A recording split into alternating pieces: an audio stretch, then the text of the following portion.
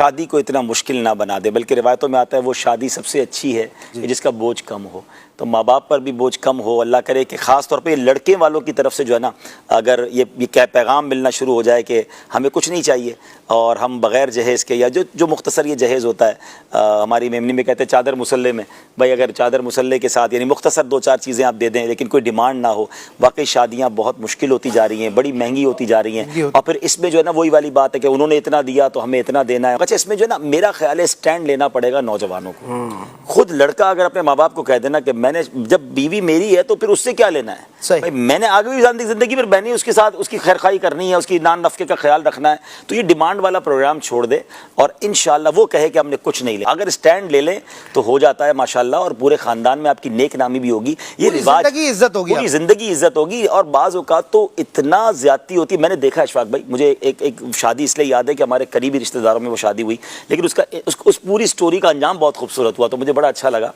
بہروز بھائی ہوا یہ کہ ایک میمن کمیونٹی میں ہمارے ایک رواج ہے کہ ایک کمیونٹی میں کہ شادی کے لیے لڑکی والوں کو گھر لے کے دینا ہوتا ہے. تو گھر لڑکے کو مل گیا اور شادی ہو گئی. بعد میں اس لڑکے کو پتا چلا کہ یہ گھر دینے کے لیے سسرال والوں نے اپنا گھر بیچ دیا اور وہ خود کرائے کے گھر میں چلے گئے. اور اس لڑکے سے الحمدللہ میری کچھ انٹریکشن تھی، سلام دعا بڑی اچھی تھی. میں نے اس کو سمجھایا اللہ نے تمہیں بہت دیا یار، تمہیں پتہ ہے تمہارے ساس سسر کیسے رہ رہے ہیں، کرائے کے گھر میں رہ رہے ہیں.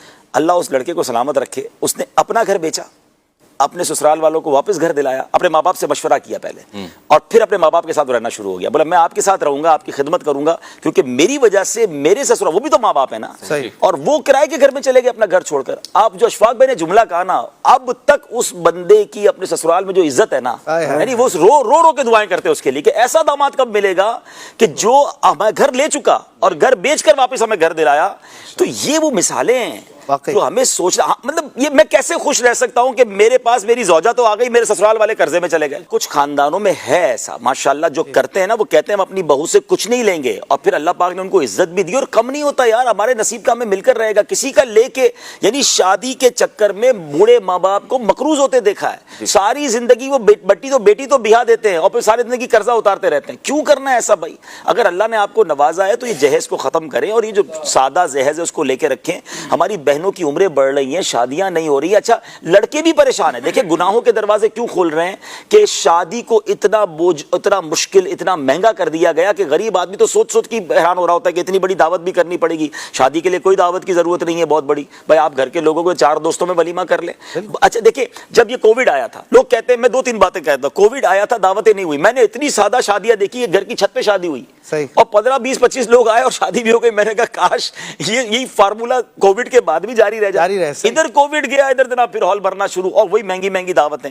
دوسرے نمبر پر کووڈ نے تو بہت چیزیں سکھائی نا. جب یہ کووڈ کے بعد پابندیاں تھیں، میں تو اتنا حیران، میں ایک دعوت میں کھانا کھا کے باہر نکلا 9:30 اس کے بعد بجے. اللہ اکبر. میں کہا یا اللہ یہ بھی پاسبل ہے. اچھا جب ہم کہتے تھے نا دعوت جلدی کر دو تو کہتے مہمان نہیں آتے. اور بھائی قانون کے چکر میں تو سارے آ گئے. آپ اپنا قانون بنا لینا کہ بھائی ہماری دعوت 9 بجے. اچھا میں کچھ سوسائٹی ان کو جانتا ہوں، کمیونٹیز کو، میں نام نہیں لینا چاہتا آن ایئر، بڑا اچھا لگا مجھے انہوں نے دعوت دی. کہا ابھی بھائی 9 بجے کھانا شروع ہو جائے گا، آپ لیٹ آئیں گے تو کھانا شروع ہو چکا ہوگا. اور واقعی پورے 9 بجے کھانا شروع کر دیتے ہیں وہ ہر شادی میں. وہ چاہیں اور پورا ہال بھر جاتا ہے ان کا، کہ ان کو پتا ہے نا کہ یہ ہو جائے گا.